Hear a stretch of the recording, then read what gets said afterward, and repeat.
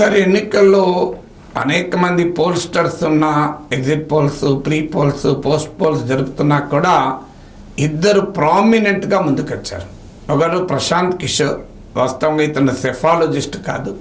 Psephologist అంటే ఎలక్షన్స్ను predict చేసే సైన్స్ను psephology అంటారు.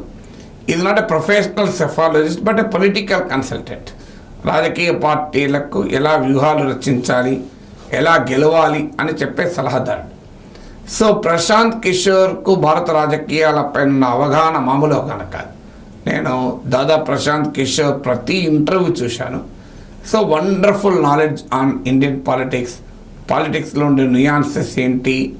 So one of the best authoritative analyst on politics, అందులో ఎలాంటి డిస్ప్యూట్ లేదు. ఇక రెండవ వ్యక్తి Yogendra Yadav. So Yogendra Yadav is one of the finest political scientist of India. NCERT పుస్తకాలు కూడా రాశాడు గతంలో. ఆయన ప్రొఫెషనల్ సెఫాలజిస్ట్. ఒకప్పుడు centre for study of developing societies CSDS భారతదేశంలో ఈ ఎలక్షన్ సర్వేలకు ఒక రకంగా ఆద్యులు ఈ CSDS దాంట్లో పనిచేసిన senior professor. So Yogendra Yadav ఆ సెఫాలజీ బిజినెస్ను, ఎలక్షన్ ఫోర్కాస్ట్ను వదిలేసి ఆయన ఇప్పుడు పొలిటికల్ యాక్టివిస్ట్ అయ్యాడు. భారత్ జోడో యాత్రలో కాంగ్రెస్తో పాటు, రాహుల్ గాంధీతో పాటు పాల్గొన్నాడు. అఫ్కోర్స్ ఆయన కాంగ్రెస్ పార్టీ సభ్యుడు కాదు, కానీ సివిల్ సొసైటీ ఆర్గనైజేషన్స్ తరఫున ఆయన భారత్ జోడోలో భాగస్వామి అయ్యాడు. వాస్తవంగా ప్రశాంత్ కిషోర్ కూడా ఈ పొలిటికల్ కన్సల్టెన్సీ బిజినెస్ వదిలేసి ఆయన తన పాదయాత్రలో ఉన్నాడు. సో బీహార్లో పాదయాత్ర చేస్తున్నాడు.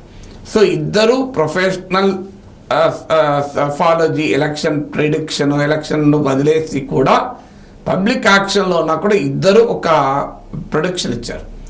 యోగేంద్ర యాదవ్ ఎందుకు ఇవ్వాల్సి వచ్చిందో కూడా ఒక ఇంటర్వ్యూలో చెప్పాడు.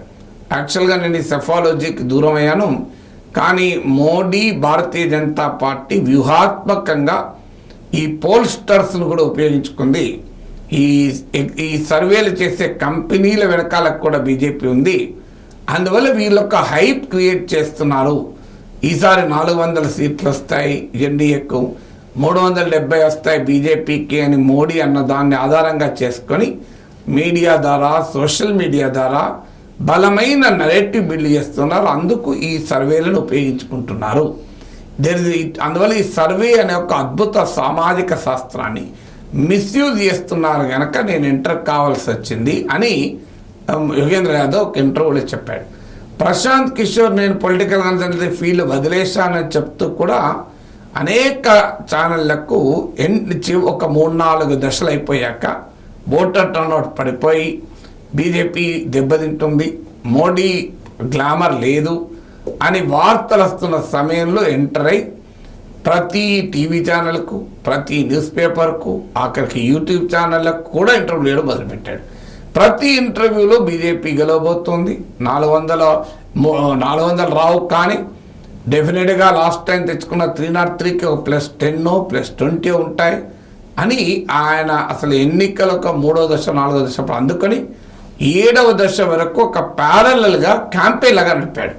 సో ప్రశాంత్ కిషోర్ వాయిస్ అంటే ఎవరికైనా గౌరవం కనుక చాలా ఆసక్తిగా విన్నారు ప్రతిపక్షాలు. అందుకే ఆయన బీజేపీ మనిషి, మోడీ మనిషి, కావాలని పబ్లిక్ ఒపీనియన్ బీజేపీకి అనుకూలంగా మౌల్డ్ చేస్తున్నాడన్న విమర్శలు కూడా వచ్చాయి. కానీ ఇక ఈ నేపథ్యంలో ఇప్పుడు ఎలక్షన్ రిజల్ట్స్ వచ్చాయి.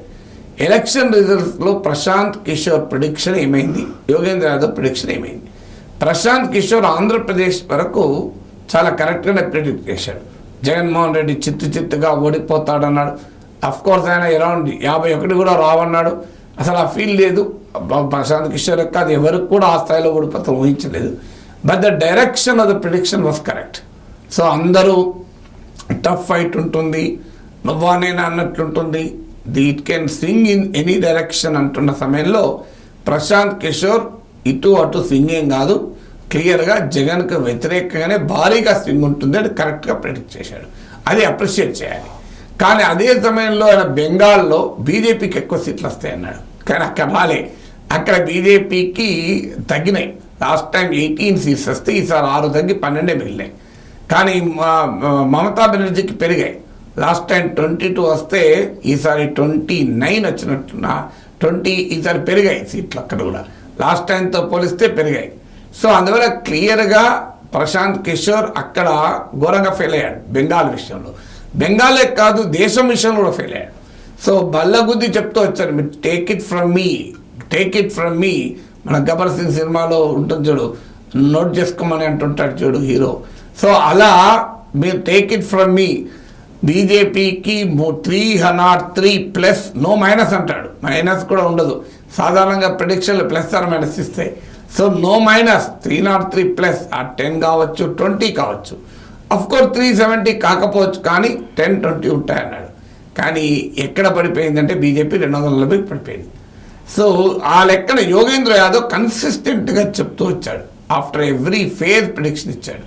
ప్రతి ఫేజ్లోనూ ఎంత తగ్గుతాయో చెప్పాడు, ఏ స్టేట్లో ఎంత తగ్గుతాయో చెప్పాడు. ఆయన ప్రిడిక్షన్ ఓవరాల్గా ఒక 85 సీట్స్లో ఎన్డీఏ తగ్గుతుంది, ఒక 70 సీట్స్లో బీజేపీ తగ్గుతుంది అన్నాడు. సో దేశంలో క్లోజెస్ట్గా వచ్చింది యోగేంద్ర యాదవ్దే. 303 సీట్స్ బీజేపీకి ఉంటే 240 అంటే 63 సీట్స్ తగ్గాయి. సో యోగేంద్ర యాదవ్ ప్రిడిక్షన్ 70 తగ్గుతాయని, కానీ 63 వరకు తగ్గాయి.